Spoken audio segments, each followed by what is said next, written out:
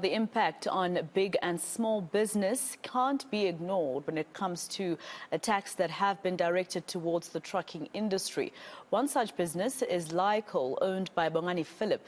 Now, Phillip's brand new truck was targeted. A 2.7 million rand went up in flames. He now says he will have to let go of 2 of his employees as he grapples with the setback. He joins me now to talk about the challenges the industry is currently facing. Bongani, thank you very much for your time. So according to the truck driver who was in this particular truck this morning, I believe it happened in Mpumalanga, what is he saying happened? How did they, manage to stop him? Good afternoon to you and your viewers. I got a call this morning from some of my employees alerting me that the truck was burned down. One of our trucks was burned down between MLO and Piet Retief on its way to go to the port to go and offload one of our coal. And I'm quite sure you can see the picture on your screen. And thank God that we serve that at least the driver was taken out and is unharmed. And then they bent down the truck up to the ground. And it's a brand new truck, which we got it last month, which is less than 5,000 kilometers on it. I mean, it pains me as the owner of the business that we have had to be subjected to this as African or Black South African who is employing 20 South Africans, and you can multiply that by 10. You can assume that how many people that we are employing as a business. So we don't know why this has taken place, because we are not employing any foreigners. We are employing 20 South Africans who are feeding their family. I'm a South African as well, child of a former domestic worker and a farm worker during the apartheid years. I've rebuilt my life to be where it is, but unfortunately it's sad that my own people are the one that are taking food away from my family, my children, and those that are employed. It hurts me, this nonsense of this criminality must come to an end, and it's perpetuated by our own people. That is why I've taken a decision that I must come on live and indicate this thing. We are not faceless South African. We are not just numbers. We are not just statistics. I'm a Black South African from George who grew up in a farm, who has worked hard to be where I am and creating jobs. So when you speak to your staff members, I mean, obviously the truck driver, I assume you're going to just let him stay at home for a couple of days just so he also goes through the trauma that he went through and tries to deal with that. But the rest of your drivers, about 19 of them, if you say there's 20, what are they telling you when you meet them about what's happening? Aren't they probably saying, look, boss, we can't go out in the street, we're too scared to be attacked as well? This morning, I had to, give an instruction to my team to say all of our trucks that are running South Africa, all of them, they must go to the nearest police station and stop there until all this madness that is caused by our own people. It's not caused by foreigners. It's not caused by white people or Chinese. It's caused by African people, Black people like me, who have suffered under apartheid. And unfortunately, it's important that we need to make sure that their safety comes first. So now that means that we are losing money instead of taking the coal to the port and earning, dollars for this country and be able to feed and try to reduce the unemployment rate that is sitting at close to about 50%.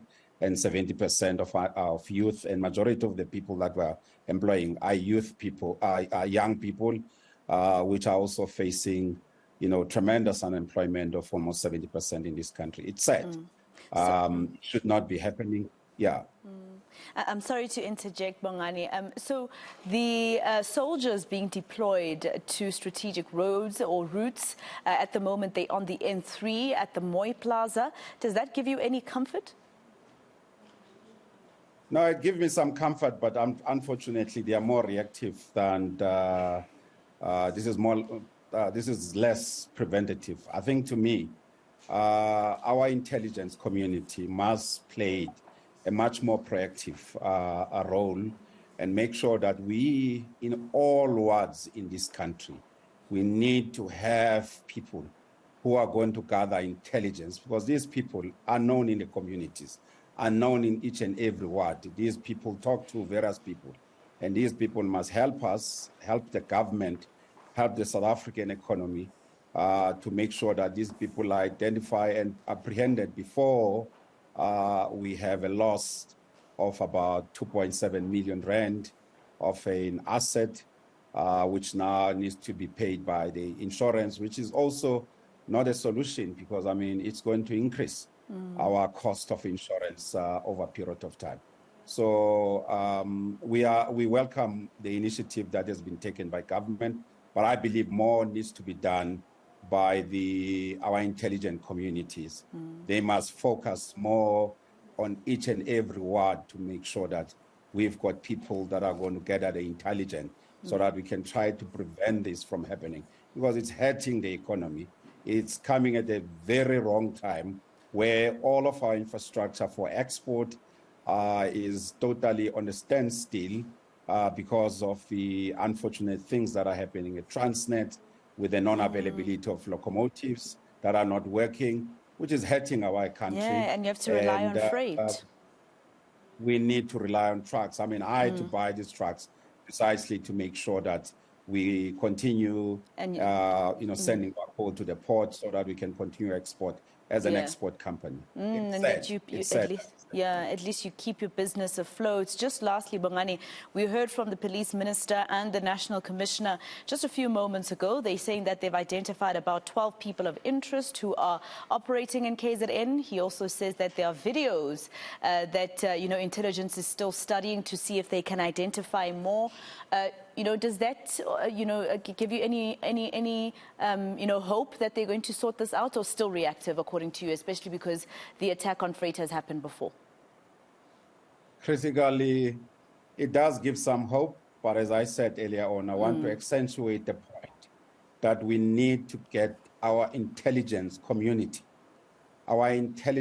This is a threat to our national security. This cannot be allowed. We need to make sure that our country works. We are coming out of COVID, where we have managed at least to keep our employees, keep our offices running, so that we can continue feeding my own family, feeding my own extended family, and also making sure creating jobs to other people. Right. The intelligent community in our government must play a central role to gather the intelligence on each and every ward in this country. These people are known by the community. And I would also like to, if you can give me 1 second, I would like to urge to our black brothers, we know poverty that you guys are complaining about. We are coming from that poverty. We are trying our level best as business people, as entrepreneurial people, to make sure that we make a difference to our young people and also to our people who are the ones that are subjected to this poverty. Burning our trucks, it's not solving, it's not going to solve the issue of the unemployment rate in this country. All right. Well, Bongani, thank you very much for your time. And I was going to ask you a question about the Labour Department and whether or not the quota issue there has been sorted with business. But let's leave it there for now, because it is almost time for the business news. Thank you for your time. Bongani Phillip, he's the CEO of Coal. His truck was burnt in Ermelo in Mpumalanga early this morning.